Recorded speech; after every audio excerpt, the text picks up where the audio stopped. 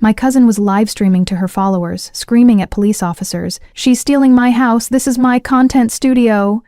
But when I calmly handed the deed to the officer with my name on it, her entire TikTok career collapsed in real time. 3,000 viewers watched her get exposed as a fraud, a liar, and a clout-chasing parasite who destroyed my family home for 15 seconds of internet fame. If you've ever dealt with toxic family members who use social media to manipulate the truth, hit that subscribe button right now. Smash the like button if you love seeing internet karma in action. And stick around, because this story shows what happens when fake influencers meet real consequences.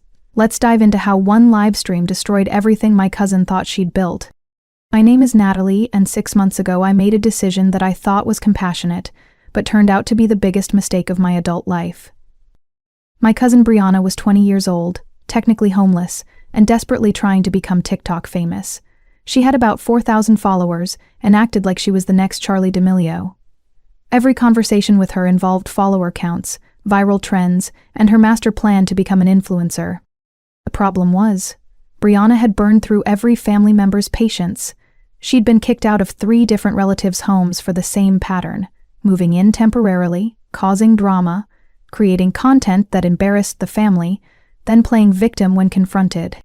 But when she called me crying about sleeping in her car, my soft heart got the better of my common sense. I owned my grandmother's old house in Sacramento, a beautiful 1950s Craftsman that had been in our family for generations. After Grandma passed, I'd inherited the property, but wasn't living there since I'd moved to Los Angeles for work. The house sat empty most of the time, just being maintained by a property management company. When Brianna begged for a place to stay, just for a few weeks while I get back on my feet, it seemed like the perfect solution. She'd have a roof over her head, and my family property wouldn't sit vacant. I drove up from LA to meet her at the house, keys in hand, ready to help family in need.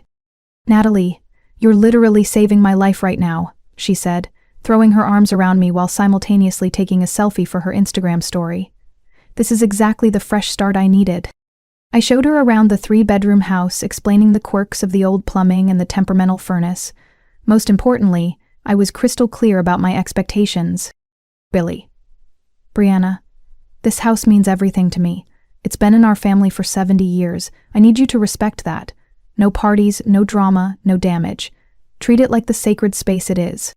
She nodded enthusiastically, tears in her eyes. "Of course. I would never disrespect Grandma's memory like that.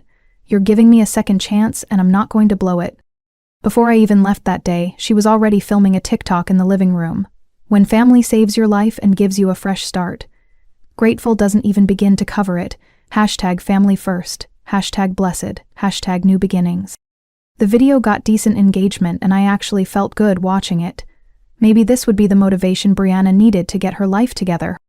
I was so incredibly naive. The first warning sign came 2 weeks later when my elderly neighbor, Mrs. Patterson, called me in Los Angeles. "Natalie, honey, I don't want to cause trouble, but there's been some concerning activity at your grandmother's house." My stomach dropped. "What kind of activity?" "Well, there are cars there at all hours, young people coming and going, and yesterday I saw them filming something in the backyard with professional-looking equipment. I just wanted to make sure you knew what was happening." I immediately called Brianna. She answered on the 4th ring, sounding irritated. "What's up, Nat?" "Mrs. Patterson says there are people at the house, filming things. What's going on?" "Oh, that? It's nothing serious, just a few friends helping me create some content. Don't worry about it, we're being totally respectful." Something about her tone felt off, but I convinced myself I was overreacting. She was a content creator, of course she'd be filming things. 3 days later, Mrs. Patterson called again. "Natalie, I hate to bother you, but last night there was definitely a party. Music until 2 a.m., cars parked all up and down the street, and this morning I saw someone throwing trash bags directly into your grandmother's rose bushes." This time I didn't call Brianna first. I went straight to her TikTok page to see what she'd been posting. What I found made my blood boil. Video after video filmed inside my grandmother's house. But not just normal content. She was presenting the house as her own.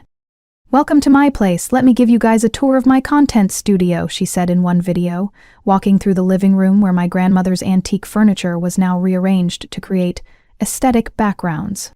Another video showed her painting over my grandmother's original hardwood built-ins with trendy white paint. for a room makeover transformation.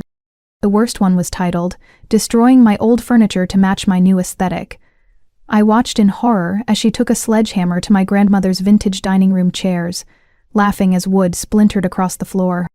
"Sometimes you have to break things to make them beautiful," she said to the camera, stepping over the destruction. "New energy, new vibes, new me." The comments were full of praise. "Your house has goals. Love your style. Can't wait to see more room tours." Not one person knew she was destroying someone else's family heirlooms for content. I was shaking as I scrolled through weeks of videos showing my family home being systematically destroyed and rebranded as her personal content studio. Every piece of furniture moved, painted, or smashed. Every room was staged as a backdrop for her videos. I called her immediately, my voice tight with rage.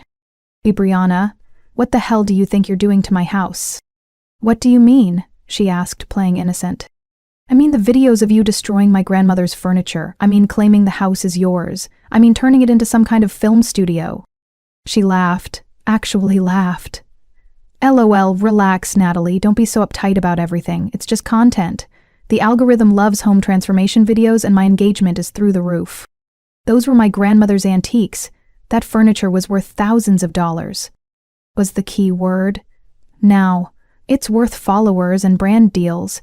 You should be thanking me for making this dusty old place actually relevant." I hung up before I said something I'd regret, but I was done playing nice. The next morning, I texted her. "I'm driving up this weekend to assess the damage. We need to have a serious conversation about your living situation."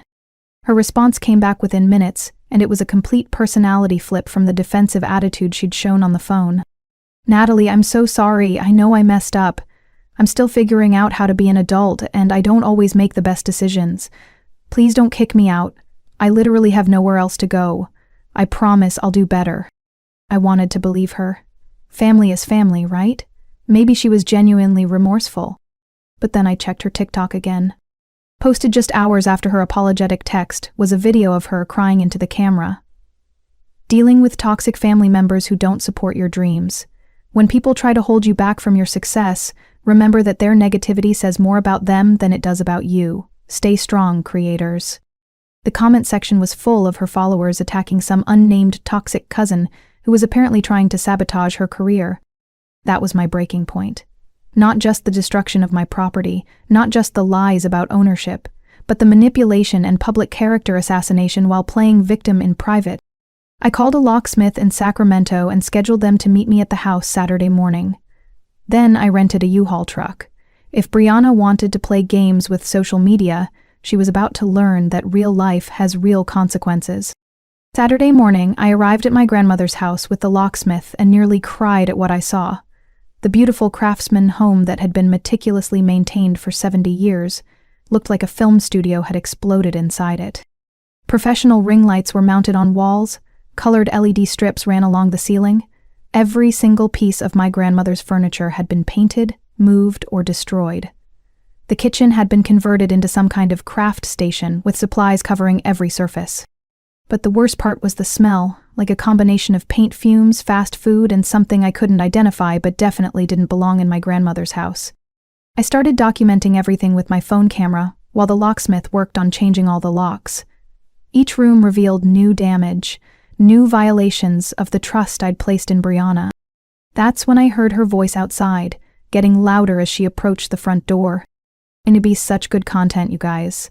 I'm thinking we will do the challenge in the backyard, then maybe a room tour showing off some of my new decorations." The front door opened, and Brianna walked in with 3 friends, all carrying camera equipment.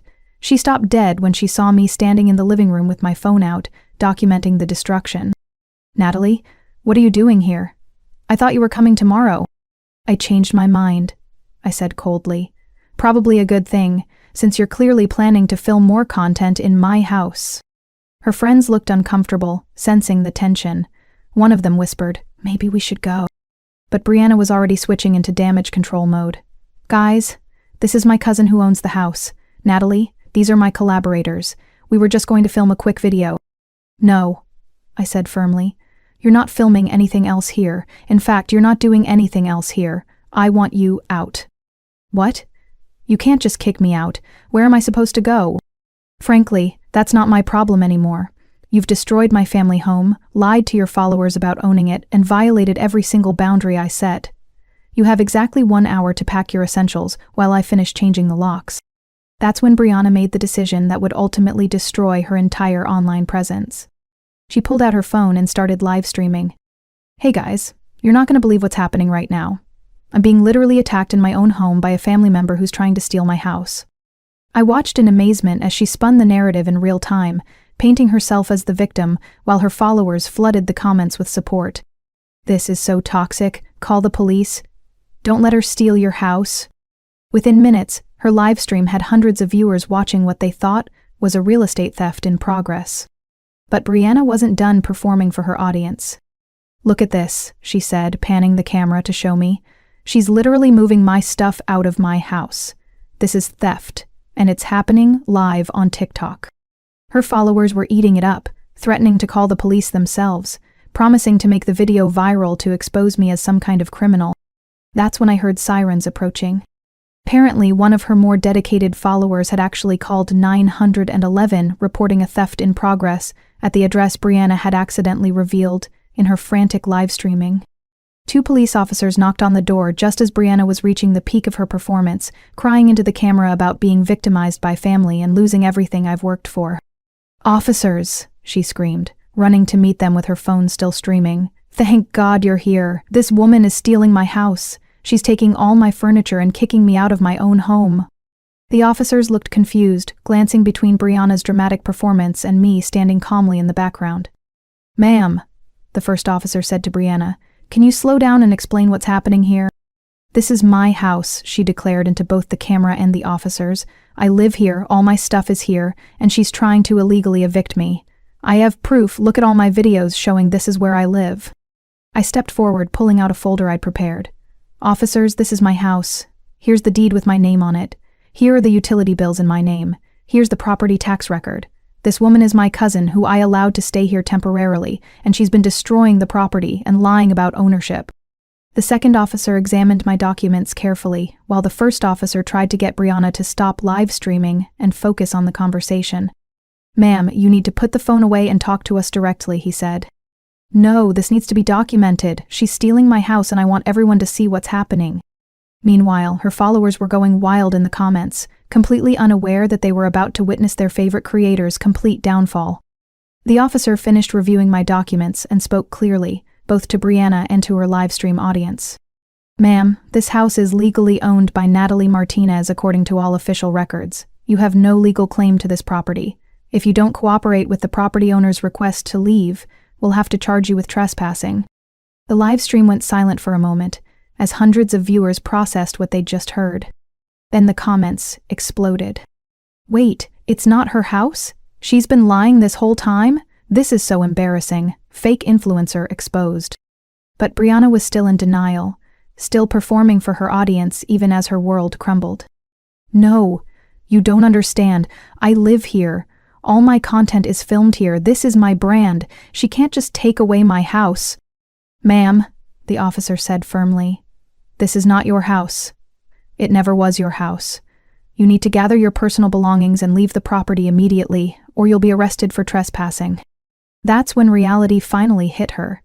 The live stream was still going, but now her followers were watching her get legally evicted from a house she'd claimed to own. The comments had turned completely.